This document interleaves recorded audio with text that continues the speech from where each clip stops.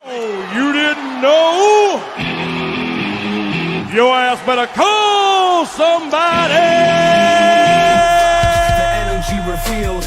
Brooklyn to Queens, reppin' both hoods. Rob and CP, keep it fire misunderstood. Cheer 'em all loud, let the anthem flow. Mets fans unite at the pregame show. From city stand lights to the skyline greens, it's the heartbeat of Queens, the craziest dreams. Rob hype on the mic, CP's the fire spark. Together they ignite, voices like the park fans drift in jerseys. Legacy bold, the Metropolitan story forever told. Turnstile spinning, the crowd floods the gates. This is family, no time for debates. Crack of the Batman, the roar never fades. Queens in the blood, it's how champions are made. Cheer 'em all loud, let the anthem flow. Mets fans unite at the pregame show. From city stand lights to the skyline gleams, it's the heartbeat of Queens, the craziest dreams. 7-line swagger, vibes electric and wild. Mets legacy golden since I was a child. Orange crushed skies, let the battle ignite. Ride for the home team till the last fight.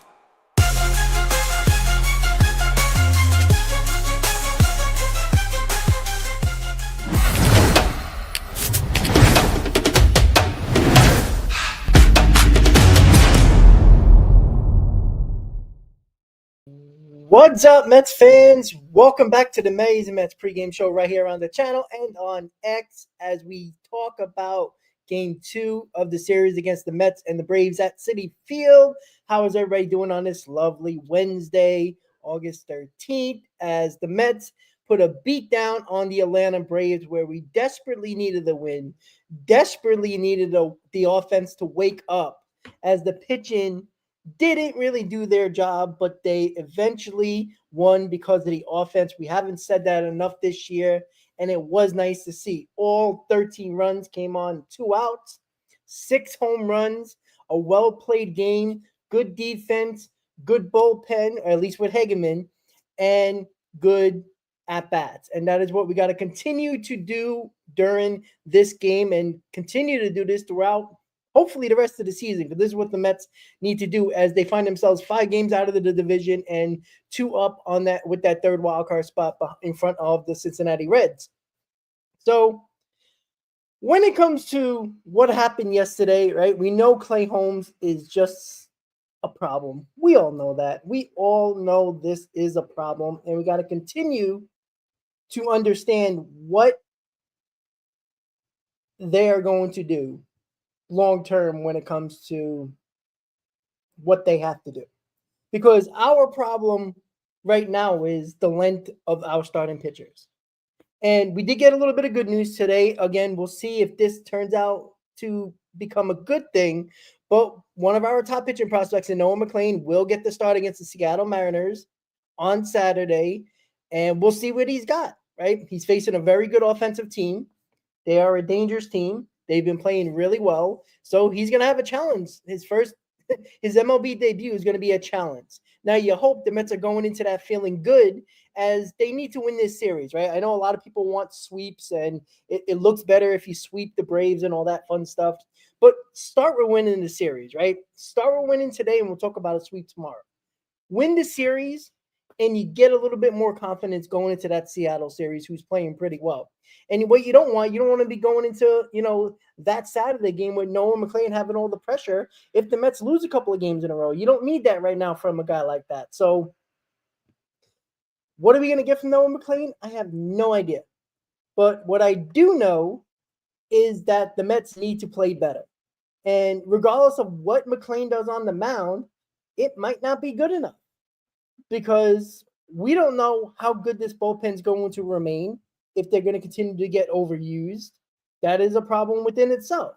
The offense, just because they did it yesterday, doesn't mean they're going to do it consistently enough. Because we've seen this story before, as we talked about with myself and Chris, when it came to when it came to scoring 13 runs yesterday. They've done this before. About a week and a half ago, they scored 12 runs. And the next day, they couldn't score more than 3 runs over the next 4 games.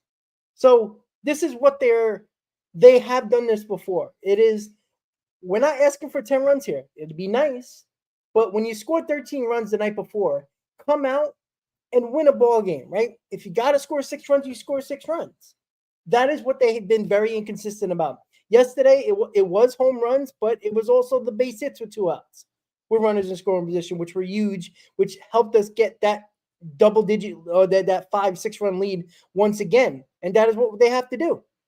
That is what they have to do when we're talking about what the Mets have to do to continue to stack those W's. That's what they have to do. They got to stack these W's to continue to stay pace with the Phillies, who lost yesterday. And as I said many times already, be within striking distance when we face the Phillies around the end of the month. I think it's the second to last series of the month when we face Philly at home. Be within striking distance. You want to be within 3 or 4 games when you face them, because when you face them, nobody else matters except those 2 teams on the field. That is where you got to get to. If you're in striking distance, you're right in the ball game. You're right in the mix, and that's where the Mets need to be. Because 6 games is not insurmountable. You can change it up really quickly. Again, only a week and a half ago, the Mets were tied, or a half a game up, or half a game behind the Phillies. It took a week of 10 games, a week and a half of 10 games, where the Mets went 1-9 and the Phillies went 7-3, and it changed the whole outcome. And the Mets still continue to play worse, and the Phillies played a little bit better. Not great, but a little bit better. And it turned into a 6-game lead. Now it's back to a 5-game lead. 1 week can change everything. That's why when I talk about separating these next 43 games, or when I talked about it last time, about 50 games, separate 43 games into 10-game periods. And that gives you about 4 weeks of games plus 3, but let's just say 4 weeks of games, or four brackets of games, 10, 10, 10, and 10. That's what you got to worry about. Worry about the next 10 games, and then we'll worry about the next 10 games when we get to that point. During this 10-game stretch, have a 7-3 record. Anything better would be great. 6-4 is okay, but you don't need that right now, right? You got to get back into this division right here, and you got to remain in a wild card spot while you're trying to catch other teams in a wild card as well, because you don't want just one option, which is the third wild card, to be your fallback plan if you don't win the division.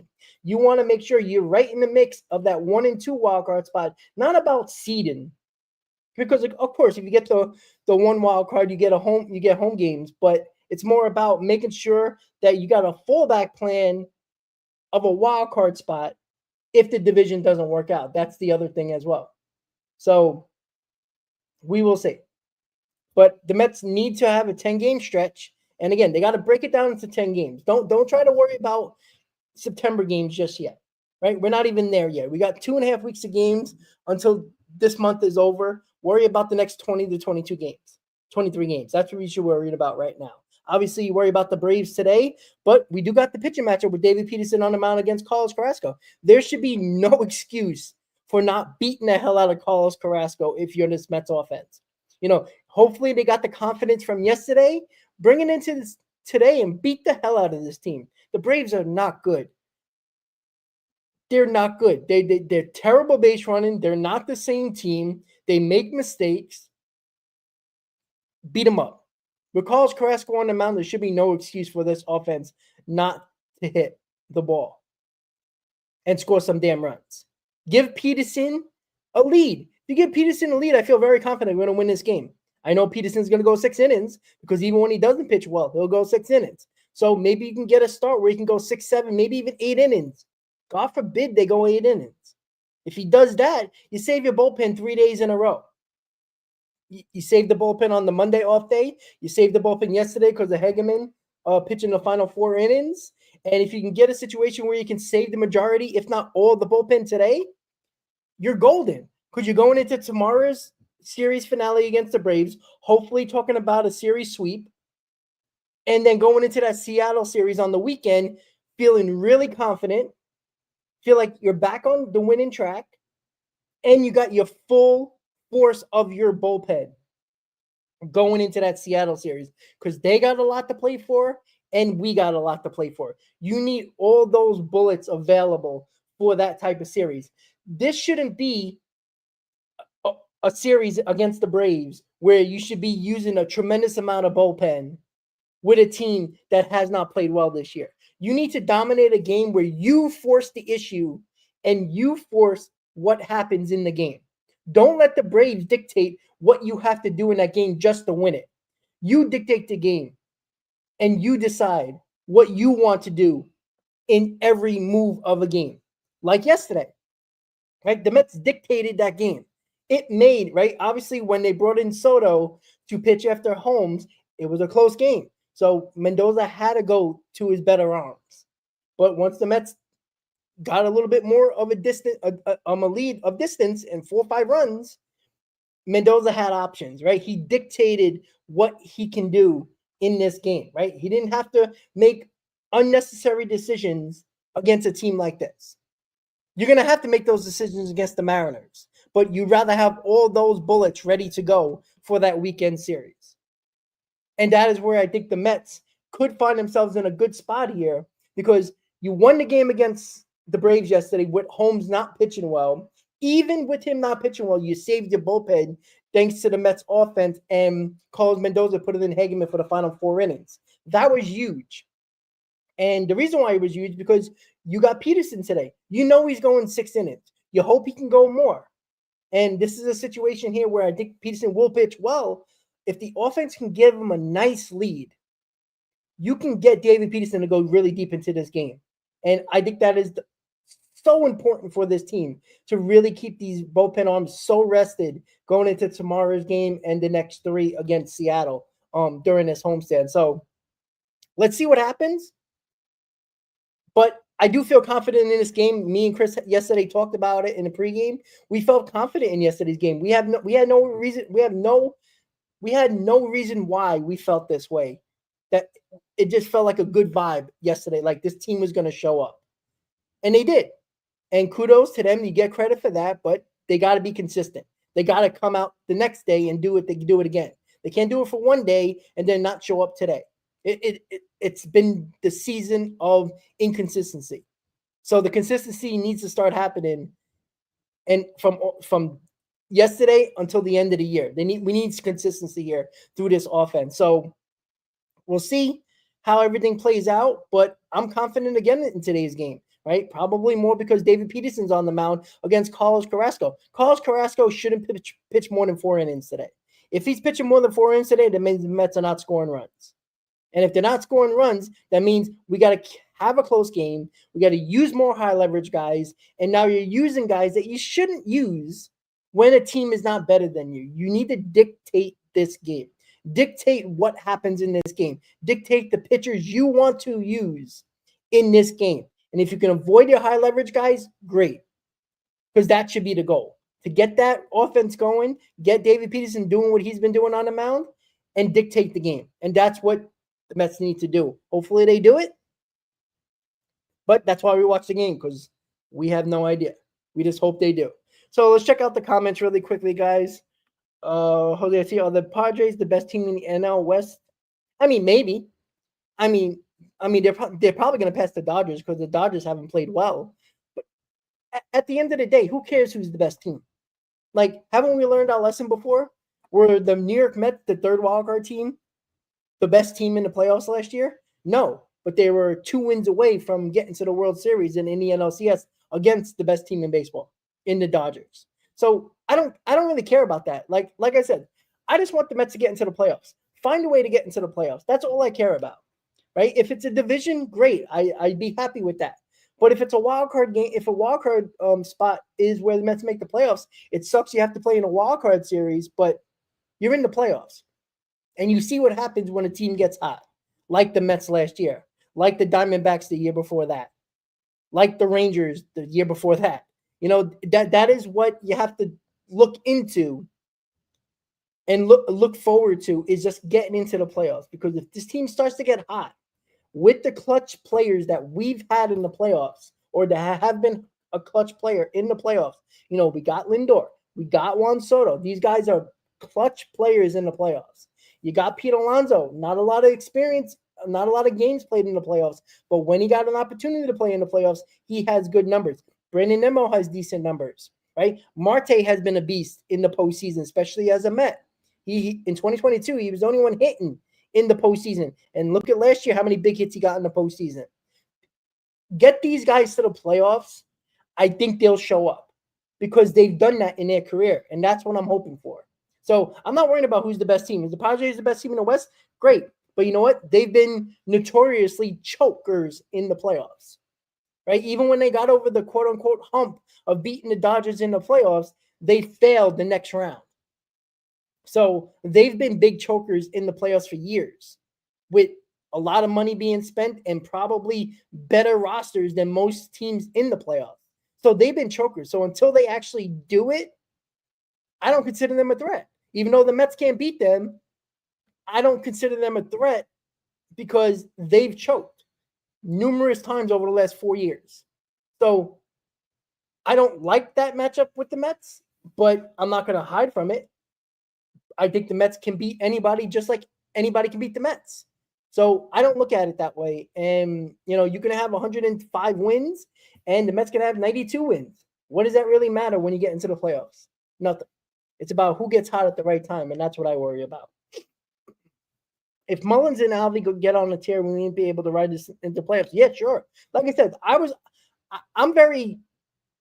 like Cedric Mullins, right? I still wanted Luis Robert, but I like Cedric Mullins, right? Cedric Mullins is going to give you a professional game. He's going to put good at-bats together. He's going to use his speed to beat out a double like he did yesterday. He's going to do those type of things, right? He'll show a little bit of power here and there. He'll play really good defense. He's a solid player, right? He's better than Tyrone Taylor. That's an upgrade. Now, again, we can't rely on Alvarez and Mullins to be the big boys in this lineup. The other guys got to get going at the top. But if you do get the top guys going and Alvarez and Seti going, and Seti and Alvey get going a little bit, now we're talking. Now we're talking about 6 guys in the lineup out of your 9 that are starting to put it all together here, and that's a great sign. And maybe they will go on a run. That would be nice. Netflix, right? Wouldn't that be great? That would be lovely. That's what we're hoping for, right? Even Brett Beatty with a home run yesterday, right? I tell you this right now, guys. I like Brett Beatty. I know people can't stand him. He made that bad error, but he actually has been consistent enough.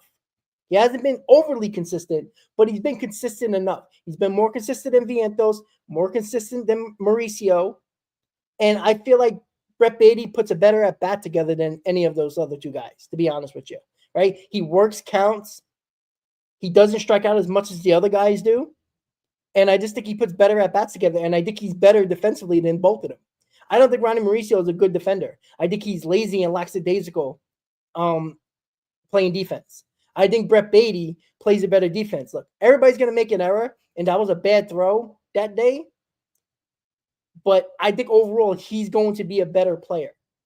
Right? I know Mauricio got all the talent, but all the talent means nothing if you're going to be lackadaisical and lazy. And I feel like Mauricio is lazy and lackadaisical, and you see it in his defense. And he's another one that doesn't adjust at the plate.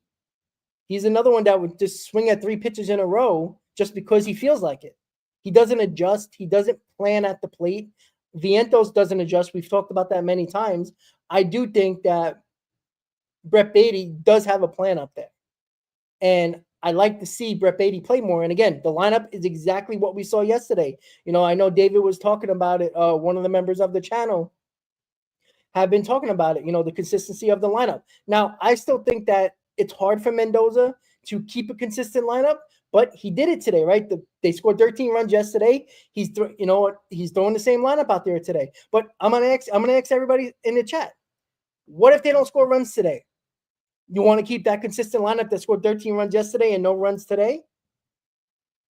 Now you hope having this consistency, and they had a good run yesterday with 13 runs.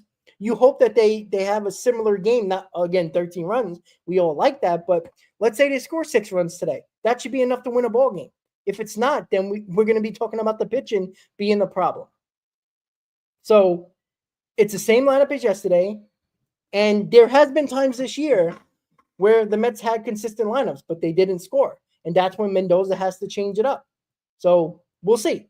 And yes, it is a little bit of rain. It's supposed to rain from like 6 until like close to 8. I don't know how hard it's raining. Obviously, I'm not in New York, so I don't know.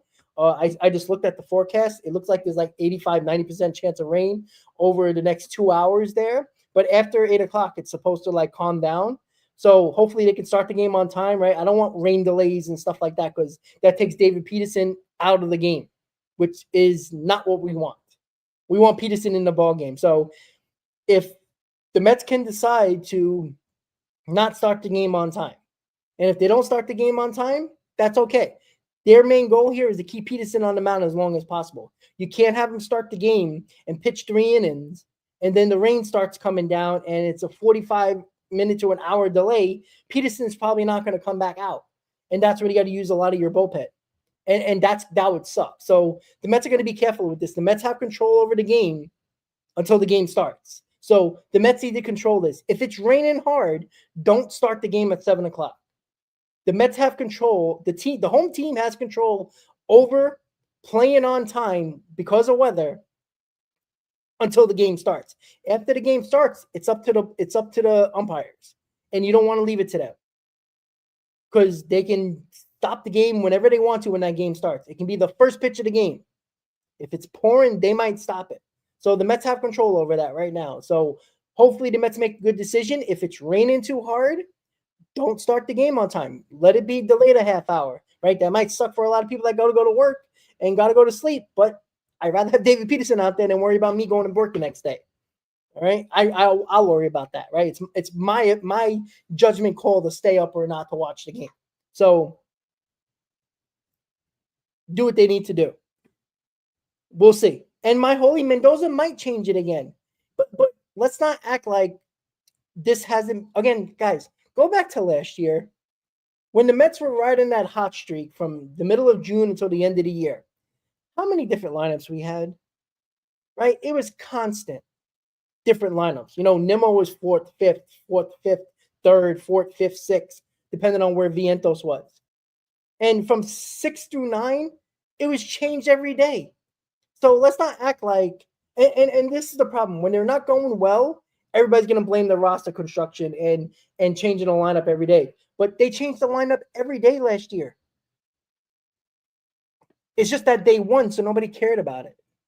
So let's not, because again, I don't think it's the lineup, construction. If it's the same, it's the same. But, look at this lineup. Like, honestly, though, Jeff McNeil batting 5th, I like. Starlin Marte is playing every day DH, and he's been going. Mullins, that 5, 6, 7, 8 is really damn good right now. They're all hitting pretty well. And that is big. And you could throw Beatty in the mix at 9, who's putting some good at-bats together. If you get 2 out of the 4, and Alonso's starting to hit as well. He's starting to get hot. All you need is one more guy between Lindor, Soto, and Nimmo to get hot. If one of those guys get hot, along with Alonso and all the guys we just mentioned, this lineup's going to be very hard to beat. And that's why I think that is very important if you're a Mets fan. Just keep on looking at that. Now, you hope Beatty keeps on hitting, because if Beatty keeps on hitting, nobody's going to talk about Mauricio or Vientos playing on an everyday basis. It's not going to make Mendoza play those guys. Maybe DH to give Marte a day off. Because, again, Marte's 36 years old. You got to give him a day off. As hot as he's been, you can't get him hurt right now. So he's going to have a day off. There's a pretty good chance he won't play tomorrow because he's playing today. You'll probably see Vientos in there or Mauricio, one of the 2 guys DHing. But if Brett Beatty has a good game today, put him at third base again. I have no problem with that. Jeff McNeil needs to play every day. Alvarez needs to play every day. Obviously, he's a catcher, so he's going to get days off. Like, he might play again tomorrow just because it's a night game, which is interesting. We know the Mets and the Braves have been going back and forth with scheduling to try to mess with the team. And again, the Braves are basically out of it, so it's pointless at this point. But if you do remember, for years, the Braves used to play night games when it was a travel day for the Mets, when the Braves played at home. And they did it for years. So the Mets tried to do the same thing to them, even though it doesn't matter now because they're not in it. But last year, all the games that were travel days for the Braves when the Mets played at home were at night because they did it to the Mets, so the Mets did it back. So maybe Alvarez will play today or tomorrow if he plays well, but more often than not, you got to give Alvarez a day off. Maybe you can DH him, but then again, you leave yourself exposed if you put that bat in the lineup as a DH and God forbid Luis Torrens gets hurt, you don't have another catcher. So you got to put Alvarez behind the plate and lose the DH, and now you got a pitcher in the DH spot. That's a dangerous game to play, but the Mets did it last year a couple of times, so it's not the end of the world, and you don't expect the guy to get hurt, but again, catchers get hurt. So we'll see how that goes when it comes to the lineup. But the lineup's the same as yesterday. They scored 13 runs yesterday. Let's see if they do it again. Not 13 runs, but let's see if the offense continues to play well. Again, that is, I don't think it's a coincidence. This team is supposed to be good offensively, right? Yesterday shouldn't have been a shock. But this is why when I talk about pitching and the complaints I have about the pitchers more is because the Mets lineup is capable of throwing these numbers up offensively. There is something I expect because I think they can do it. That's why I don't overly get crazy about the lineup, because any given day they can put up 13 runs. That's why I don't concern myself so much about the lineup. Do I criticize guys in the lineup? Absolutely. They deserve it. But they can do this at any given moment. That's why I'm not concerned. I don't expect, just like I talked to you guys yesterday, I did not have confidence in Clay Holmes. I don't have confidence in 95% of our starters on the mound except for David Peterson. And, I'm not going to have confidence in Noah McLean until I see him pitch on a major league level. If I see him mowing down major league hitters, maybe I'll start to believe a little bit more in him and the rotation. But it's not enough. Noah McLean is not enough. I hope everybody understands that. Even if he's good, it's better than what we've had. But you need a third option that can be really good. And maybe that's Brandon Sproat, possibly. But you need three guys in this rotation that you can trust, especially if the Mets are going to stick to a six-man rotation. They need three guys to perform well. Not one guy or two guys, because you still got four other guys that are not doing the job. I want to thank Bayonet for the super chat. I appreciate that always. So speaking of super chats and all that other stuff, I finally am putting together the final production, so to speak, or final phases of the membership, the channel membership. I know people have been asking for a while about the membership stuff. I wanted to get it right this time. There's too many levels in my opinion, and it's just too inconsistent on both ends, my end and just what to pick and what you get. There's going to be one channel membership, right? The price is going to be the main thing. That's what I've been trying to figure out. What is, fair for you guys if you want to become a member. I don't want to, overprice people for what reason, but I want to make sure that everybody gets the same thing. Now, maybe I'll do two memberships. There'll be a really high membership where if you want that, you'll get a lot of cool things with that membership, but there'll be the lower tier. I think it's going to be two tiers. It's going to be the one tier that is the lower membership, and there'll be a two tier that's a little higher, probably a little bit more higher. And obviously you'll get more stuff as becoming a member. So that's going to happen over, I would say, the next week or so, right? I'm doing the final things here. I want to get I'm trying to get like a promotional aspect as well to it for members. Working with a company right now to see if they can work together with me when it comes to, members getting certain things, promotional stuff as well, which I'm hoping they work me with. I haven't got that done deal yet, but hopefully it happens. But I just want to let everybody know. The super chat just reminded me. So Bayonet, appreciate the super chat, and you reminded me about the membership thing. As I put on the poll on my YouTube channel in the community page about who would want to become a member, because it's going to take a lot of work. So if not a lot of people want to become members, the work is probably not worth it. If a lot of people don't want to become members, because it's got to be a certain amount of members to make it worthwhile, to be quite honest with you. So we'll see how it goes. And hopefully more people want to be a member or not. and then we can have a conversation about the memberships and all that stuff. Marcus saying, and Bayonet, once again for the super chat, I appreciate that. If you don't mind me asking, what kind of work do you do? So I am a forklift driver at Costco. So yeah, I've done it for 14 years now. So I've been doing it in a long time. That's why I work overnight. So when Costco is all pretty in the morning, you can thank me and many of my coworkers. But yeah, that's what I do. That is what I do. Yeah, I was never shy of saying what I do. I mean, it's work, right? We got to pay our bills somehow. So yeah, that's what I do. Let's see. Metsflix says, I agree that Beatty has better defensive fundies than Romo. Yeah, I agree. Like I said, I'm not throwing Ronnie Mauricio to the Wolves here, right? I like Ronnie Mauricio at second base better than third base. I think that's more of a possibility next year once I believe McNeil is going to be gone from this team. And then you could put Ronnie Mauricio at second base and put Brett Beatty at third base. Because again, I don't see what we're going to do at third base other than a Vientos-Beatty situation.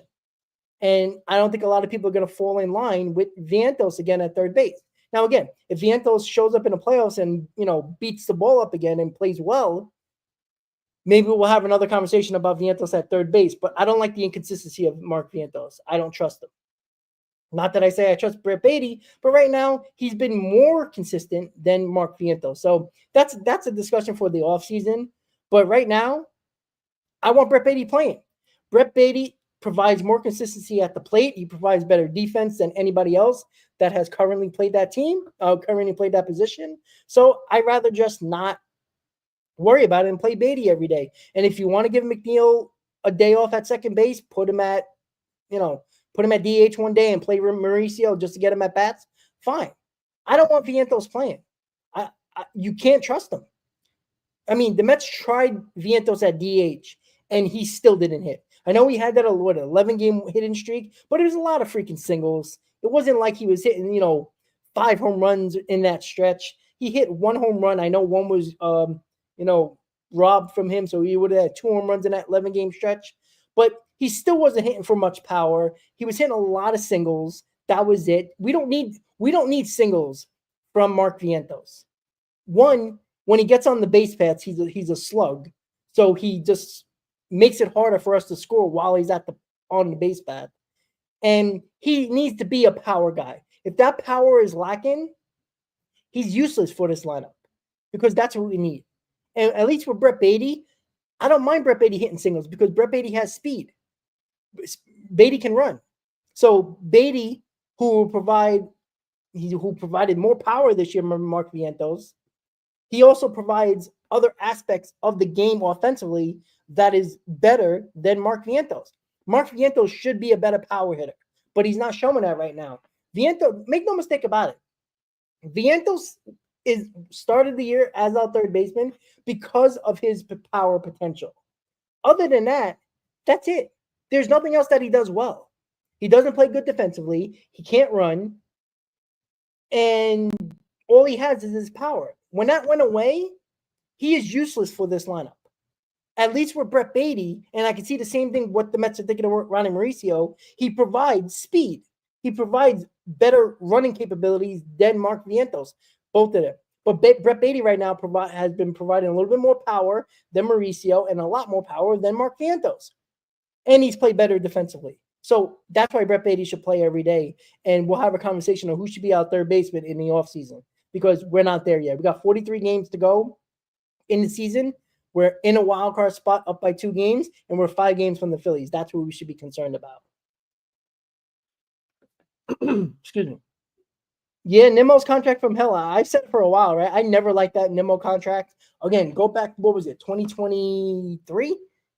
Right? We signed him in the offseason of 2022, right? After the 2022 season, we signed Brandon Nimmo for 2023. So I never liked that contract. I didn't want him. I said that to everybody. Like, I wanted George Springer. Like, I said that. Like, I didn't think Brandon Nimmo was going to last in center field.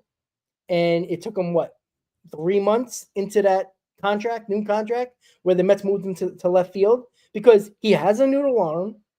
The Mets have to play him more deep in center field because he's terrible terrible going back on balls. So all those blue pits in center field continue to fall, where if you played a normal center field, you would catch those balls. That's why I didn't like Brandon Nimmo in center field. So the Mets played him much deeper in center field, where it's easy for him to go back on balls to left center, right center, straight back. And I never liked that. I thought that was a detriment to the defense, because a lot of balls that should be caught that were shallow center field were dropping in front of Brandon Nimmo. And if you notice, his arm is terrible in left field as well.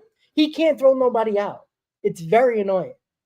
Like, not everybody, like, seriously, if Mark Vientos is at second base and there's a base hit to left field, Mark Vientos would score from second base if Brandon Nimmo's throwing the ball. That's how bad his arm is. So I don't know what we're going to do with Nimmo, to be quite honest. I know we had a 3-run homer yesterday, but he's just not as good as the player as Met fans made him to be. Again, you fall in love with these players and they're not as good. When around the league, most people don't believe in them. Met fans tend to care way too much. They end up like, listen to other teams around the league and what they perceive guys to be, right? There is no coincidence that Pete Alonso didn't get major deals from other teams. Why is that? Now, Pete Alonso has been really good this year, but Brandon Nimmo wasn't getting contracts all over the place. There was one team that was really heavily in on him, and that was the Colorado Rockies. And that made sense for Brandon Nimmo because we all know he's from Wyoming, and that's right around the corner from Colorado. It's not too far. And that's like his home field for the most part from Wyoming. It's the closest, stadium and team to his hometown. So that was it. The Mets overpaid for him because Met fans were pressuring the Mets to sign him. Again, George Springer was available. I know George Springer probably overall isn't now the better player, but he's a constant professional. He does what he has to do. He has a ton of experience in the postseason. I look for that. I don't look for what guys have done just with the New York Mets, and we expect them just to be what they are. We paid Nimmo as a center fielder. He's not a center fielder anymore. He's our left fielder who isn't a good left fielder either. And his bat is just, he's too much in between, in my opinion. And that annoys me. And I don't think Nimmo fits this team anymore, considering the fact that he's either a leadoff guy or a number 2 hitter. The Mets are trying to make him a 3, 4, 5 hitter, which we all know he's not. And again, he's batting third today. So he hit a home run yesterday. I know that got everybody excited. He got 20 home runs down.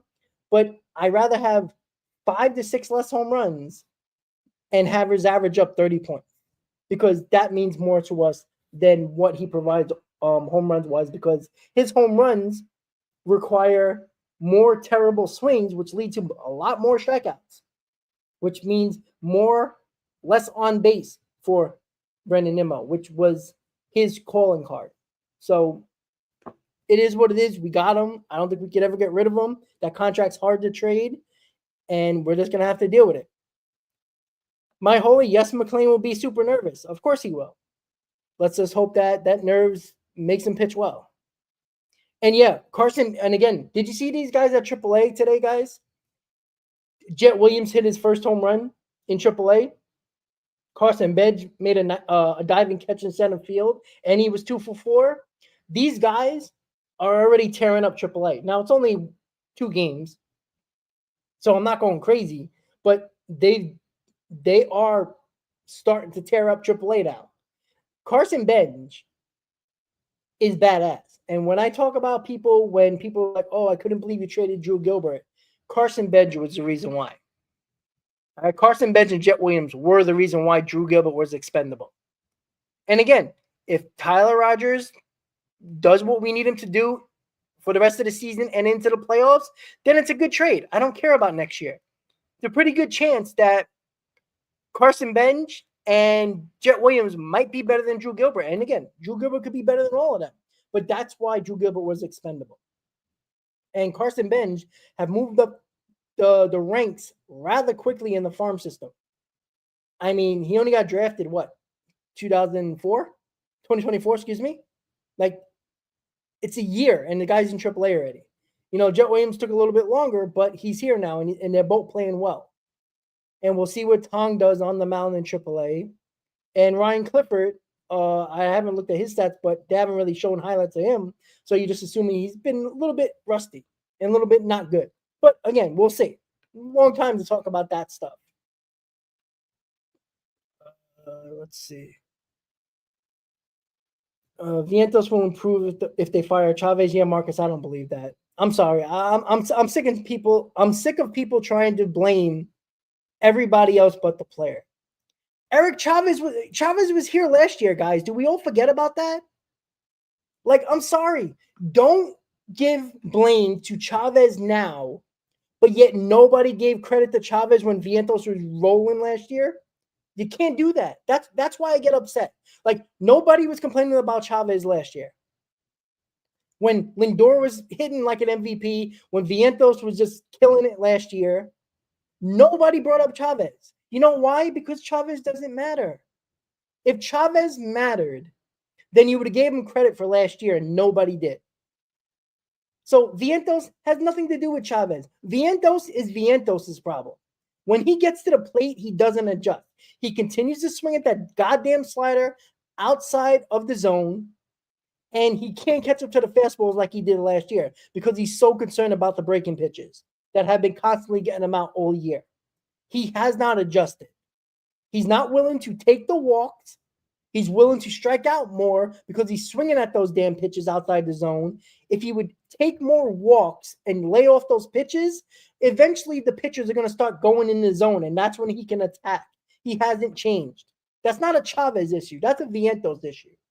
So again, Marcus, did you give Chavez credit last year, or any Mets fan gave Chavez credit last year for Mark Vientos' great season?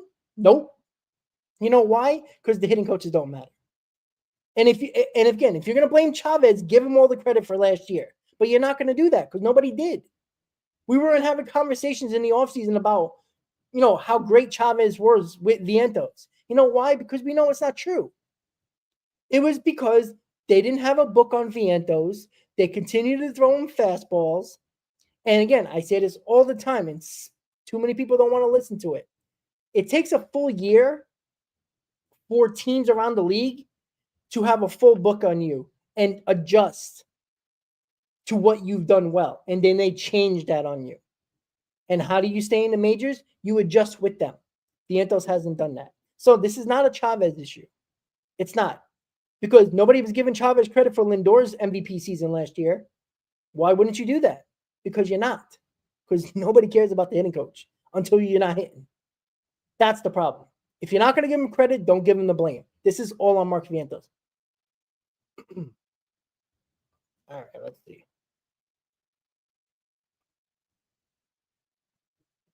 Yeah, easy. Exactly. They were giving JD Martinez more credit. So if you want, give JD Martinez credit, not Chavez. But that's the thing.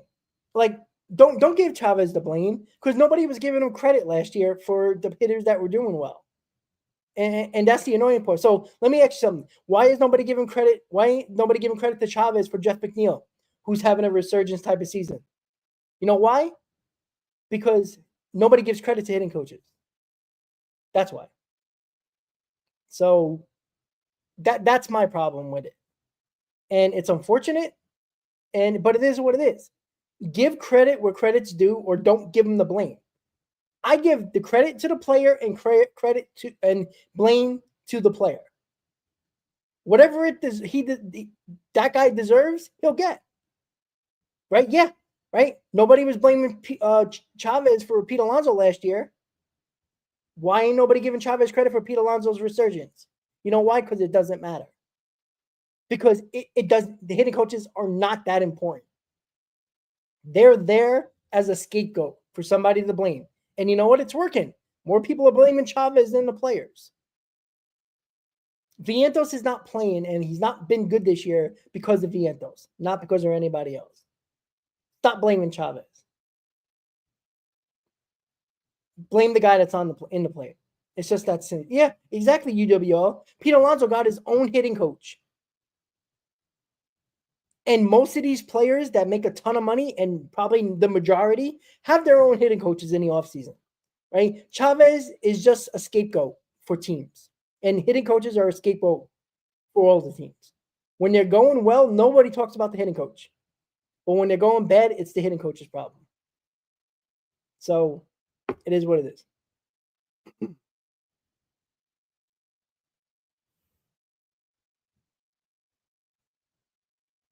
Yeah, Radiant, I understand that, but again, it is shifting blame to somebody else, and I don't like that. Like Lindor's the leader and everything like that, but shut up, Lindor. Seriously, it's your problem. It's the other guy's problem at the plate. I'm sorry, I don't like them using a scapegoat as Eric Chavez. That's taking blame from them and shifting it to somebody else who doesn't matter. That's not a leader. That's shifting blame away from you to somebody else. That's not a leader. And again, I think Lindor is a leader of this team. But you don't say that because it's your problem, Lindor. It is Vientos' problem. It's not Chavez's problem.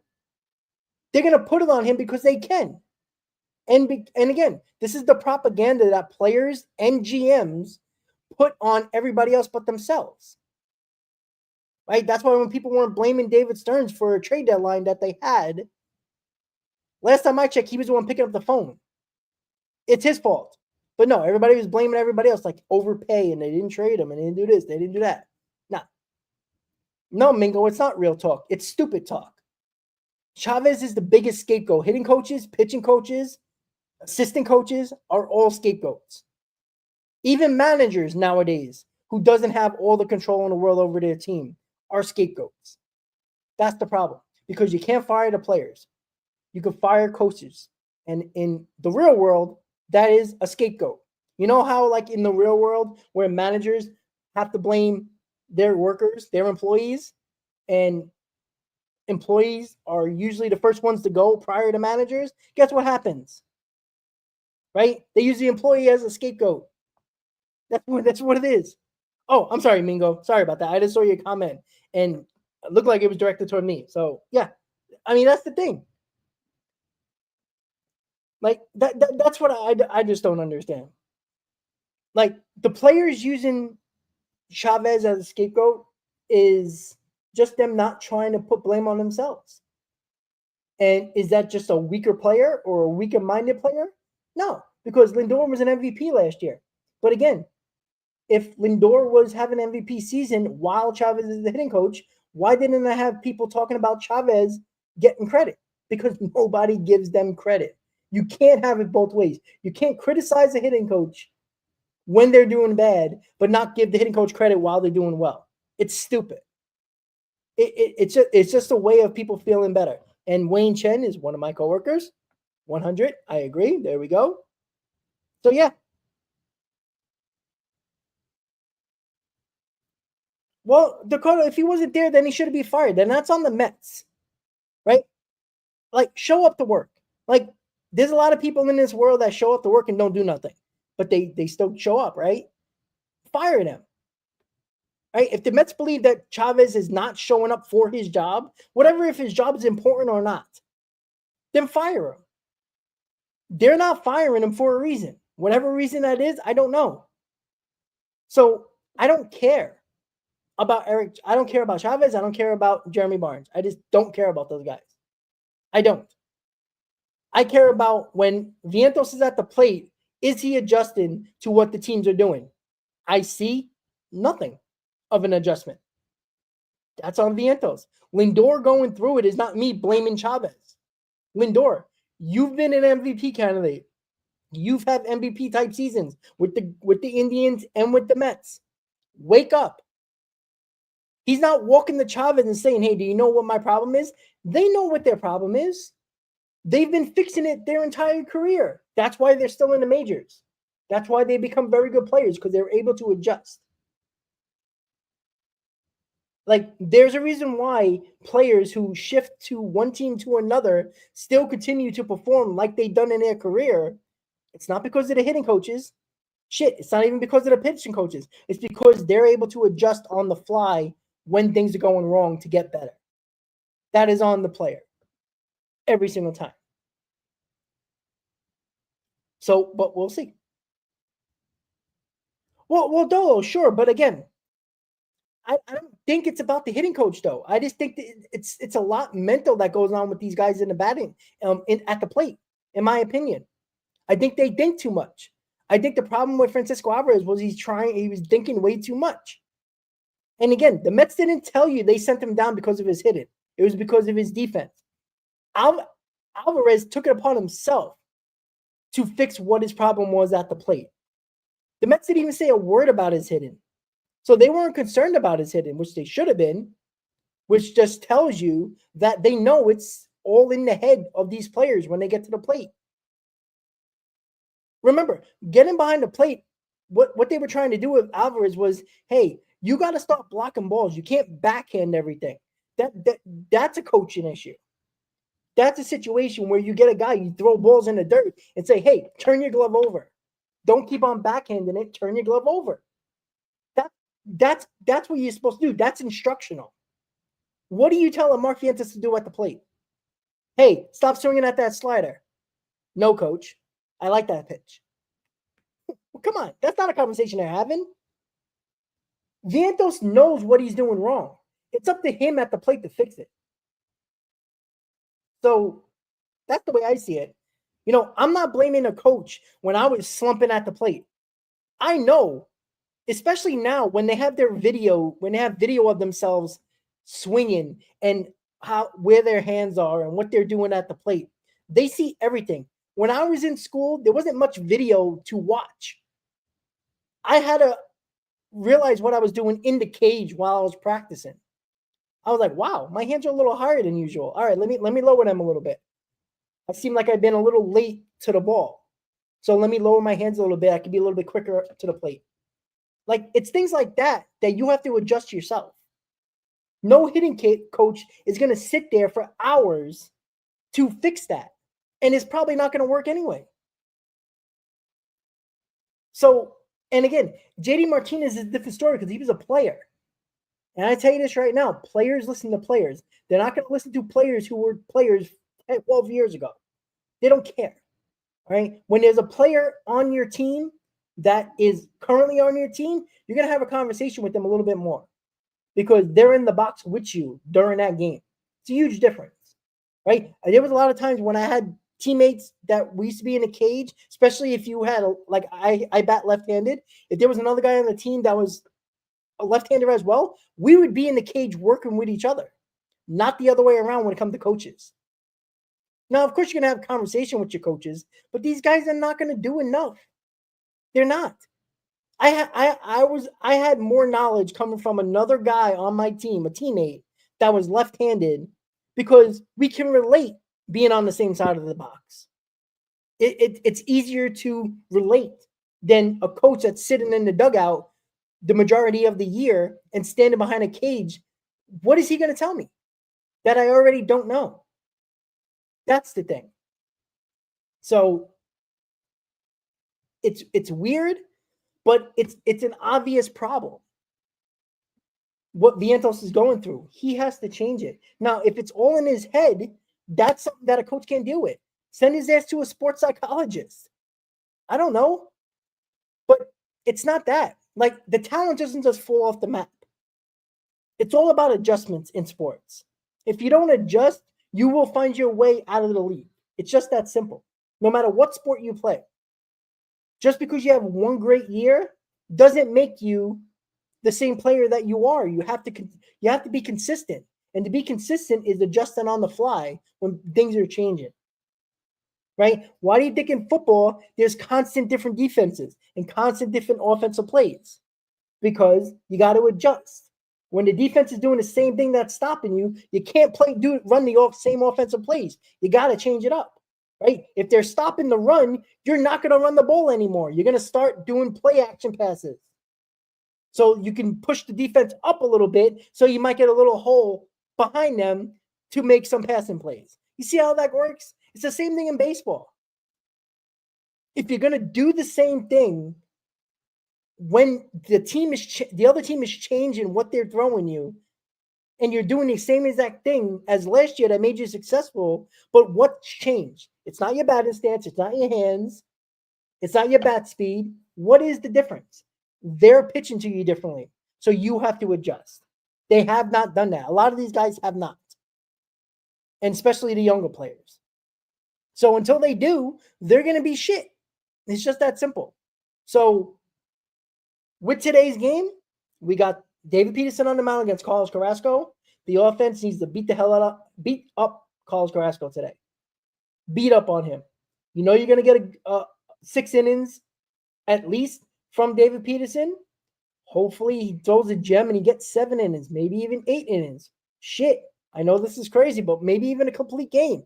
Let's save that bullpen for another day. But the lineup is the same as yesterday that scored 13 runs. Will that happen again today? We all hope. But I want to see I want to see good at bats like we did yesterday, right? There was a couple of 0-2 counts that they got hits on, or they were able to get a deep count and walk. That was nice to see. All their runs yesterday were on 2 outs.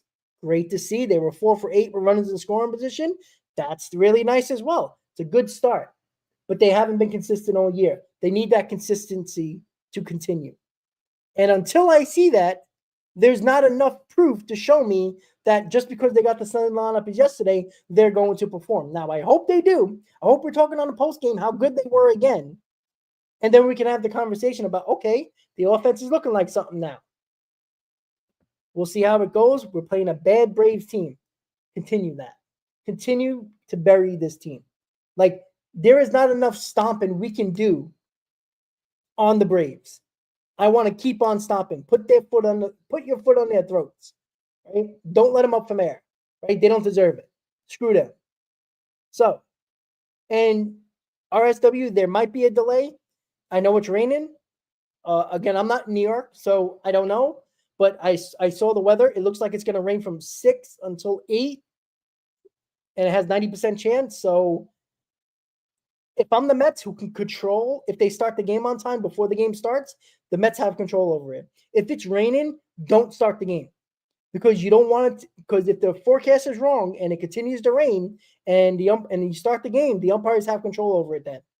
And you don't want to have Peterson pitch an inning or two, and then you're stuck in an hour to an hour and a half rain delay, and then Peterson's out of the game. And I got to use a hell of a lot of bullpen, and you lose one of your best pitchers. So we'll see. And we'll hopefully figure things out. But with that said, I want you to enjoy the game. Hopefully we're talking about a Mets win. Me and Chris will be on the post game later tonight. Hopefully we're talking about a Mets W. Hopefully we're talking about another offensive performance that we really, really like. And we hope David Peterson throws another gem for us. And we're talking about a series win and the possibility of a sweep tomorrow against the Atlanta Braves before we get into that weekend series against the Seattle Mariners, where we get to see one of our top pitcher prospects in Noah McLean on Saturday. So enjoy the game, guys. Let's go Mets. And I'll see you later on the post-game show with myself and Chris. Have a good night, guys, and let's go Mets.